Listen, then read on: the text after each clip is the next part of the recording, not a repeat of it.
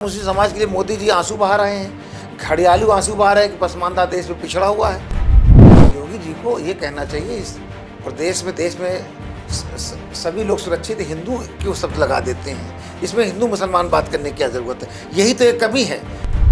सरकार के पास कई एजेंसियां हैं, उसकी जांच कराती, जांच कराने के बाद जो लोग कब्जा किए तो उनसे कब्जा छुड़ाती।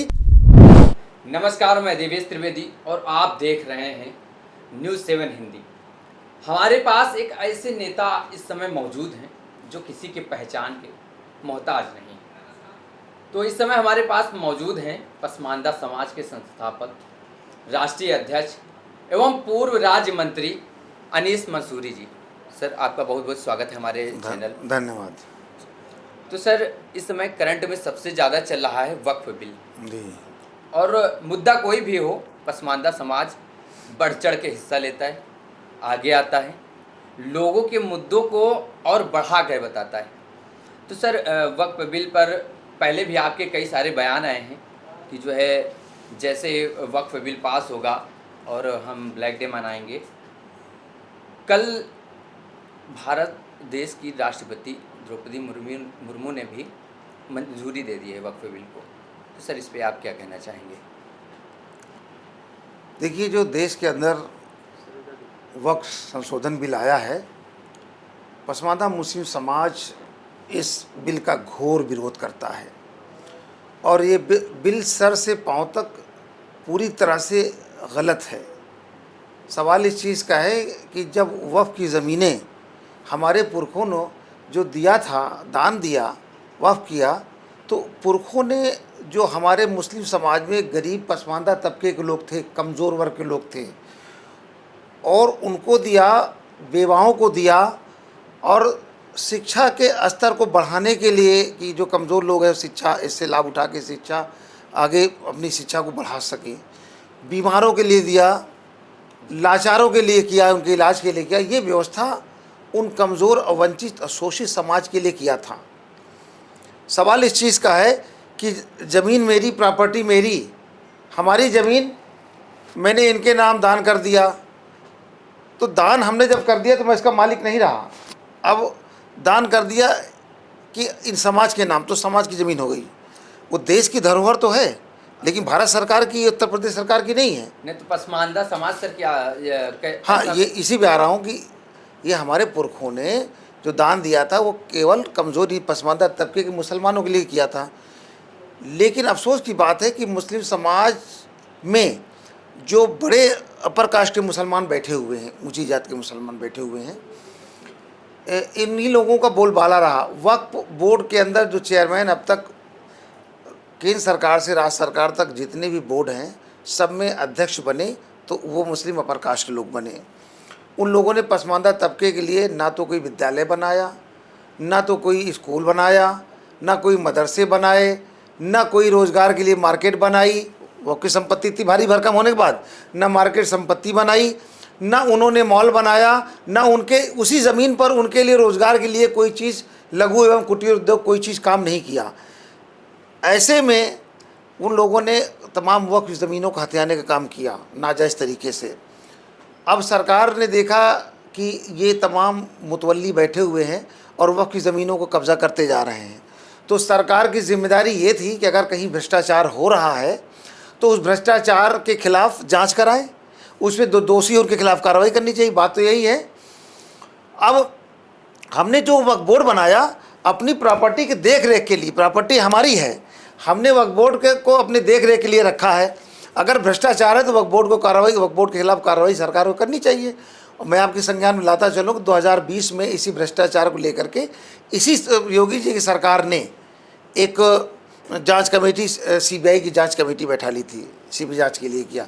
आज तक सीबीआई जांच में ना तो कोई ज़मीन सरकार को दी गई, ना तो किसी के खिलाफ कोई कार्रवाई हुई, ना कोई बिल्डिंग सील हुई, सब उसमें फल फूल रहे हैं। सरकार ने देखा कि जब मुतवल्ली लोगों ने लगभग 20 से 25% ज़मीन खुर्द-बुर्द कर दिया, तो सरकार को लगा कि बेशकीमती ज़मीनें और बेइंतहा 8 लाख ज़्यादा पूरे देश के अंदर प्रॉपर्टी है, इस पर क्यों ना हम लोग कब्ज़ा करें। इसलिए इनकी मन में इसलिए चोर बसा है कि प्रॉपर्टी मेरी है, आप उस पर कार्रवाई ना करके आप उस प्रॉपर्टी को हथियाना चाहते हैं।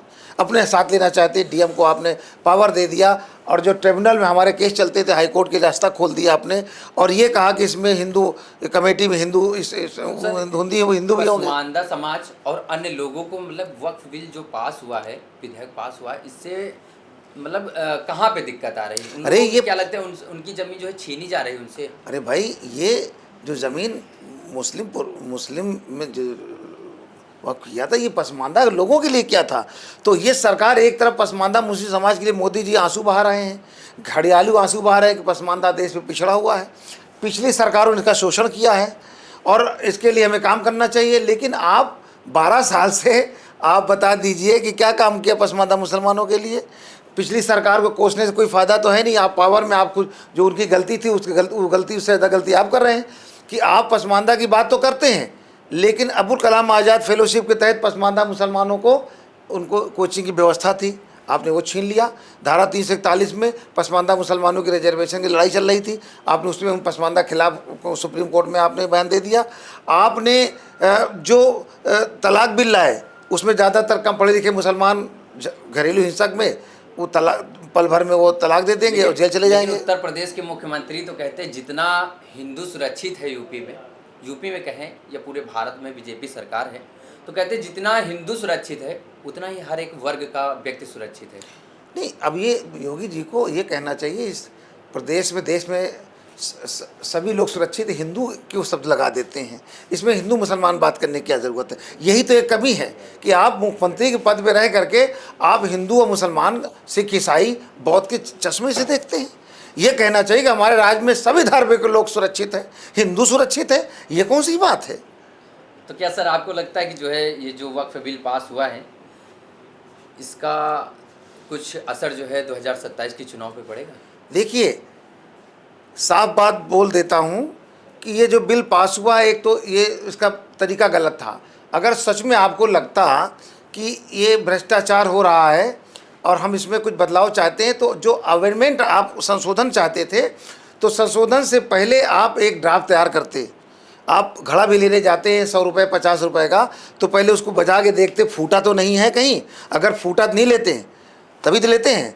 अगर वक्फ बिल आपको लाना था, पसमानदा के लिए था, आपने कहा बड़े मुसलमानों ने इसमें शोषण किया, ये गरीबों के लिए हम दे देंगे ज़मीन, तो जब देंगे तो आप किस रूप में देंगे? ये ड्राफ्ट तैयार करके हमारे सामने लाते पसमानदा के कि साहब ये ज़मीन ले करके हम आपके लिए यहाँ बाज़ार बनाएंगे और यहाँ मार्केट बनाएंगे, कस्बों में हम ये काम करेंगे, मॉल बनाएंगे आपके लिए, किसान बाज़ार बनाएंगे, रोज़गार के लिए हम लघु एवं कुटीर उद्योग लगाएंगे। तब तो हमारी बात समझ में आती। आपने हमसे कोई कमिटमेंट नहीं किया, आपने केवल गोल मोल रखा कि हम उसको फ़ायदा पहुँचाएंगे। अरे भाई, आप पे हम कैसे विश्वास करें? आपने कहा आप पे कैसे विश्वास करें? आपने कहा कि हम नोटबंदी लाएंगे, अचानक रात पे सोए, सुबह नोटबंदी ला दिए। तो नोटबंदी में ये आरोप लगाया कि इससे नोटबंदी में ये आतंकवाद गतिविधि तमाम हो रही 2000 के नोट में, और इससे रुकेगा। वो कहाँ रुका? आपने कहा कश्मीर में धारा 370 हटाएंगे, वहाँ आतंकवादी गतिविधि हटेगी, ख़त्म होगी। आज वो भी नहीं ख़त्म हुई। और जीएसटी लेकर के आए, भ्रष्टाचार, आज वह भ्रष्टाचार नहीं ख़त्म हुआ।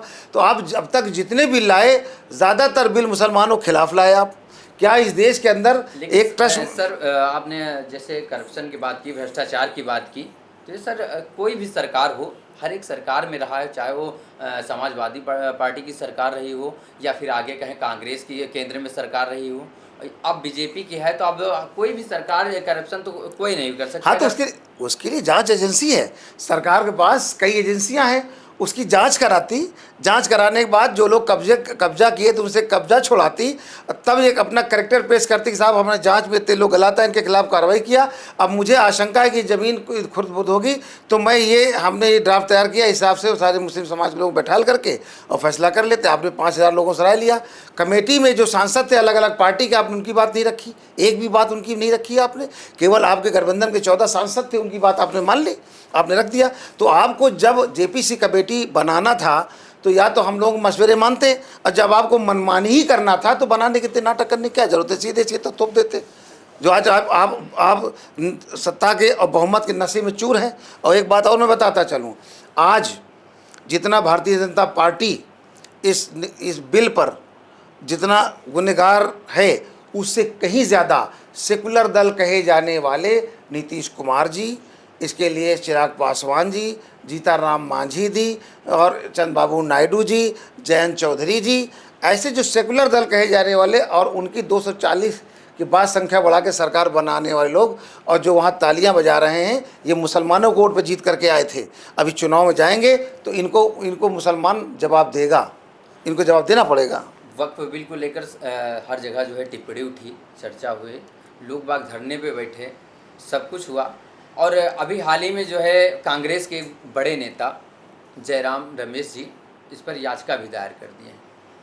तो क्या लगता है कि धीरे धीरे लोग बाग इसी तरह निकल के आएंगे और इस पे पसमानदा समाज क्या चाहता है? देखिए, मैं आपको बताता चलूँ आपके संज्ञान में कि हमारे जो पर्सनला बोर्ड है, मुस्लिम ऑल इंडिया पर्सनला बोर्ड, जी, तमाम जमात उलमा हिंद है, वो जो संगठन मुसलमान के ठेकेदार हैं, अलग-अलग उनके पास ज़बरदस्त फंडिंग है, देसी विदेशी फंडिंग, सब पैसा भरा पड़ा है। वो लोग क्या करते हैं कि अब सरकार के खिलाफ सड़कों पे नहीं उतरते, क्योंकि उन्होंने एक नाजायज़ वक्फ बोर्ड पे अंपायर खड़ा कर रखा है। अगर वो सरकार के खिलाफ मुखर होते हैं तो उनकी ईडी सीबीआई जांच शुरू हो जाएगी। इसलिए वो अपने बचाए रखने के लिए मुसलमानों को गुमराह करते हैं कि अगर इन्होंने पास कर लिया कोई बात नहीं, हम न्यायालय जाएंगे। एक रास्ता चुन लिया, वो दो फायदे हैं। बाबरी मस्जिद पे न्यायालय गए, आप वहाँ के सारे, तलाक बिल पे गए, वहाँ के सारे, 377 पे गए, वहाँ आ रहे, जितने भी आप बिल पे गए सब पे केस हारे और ये कौम का पैसा बर्बाद किया। आपको बताता चलूँ कि बाबरी मस्जिद के मसले पर डे टू डे सुनवाई 50 लाख रुपए डेली खर्च होते थे उसमें।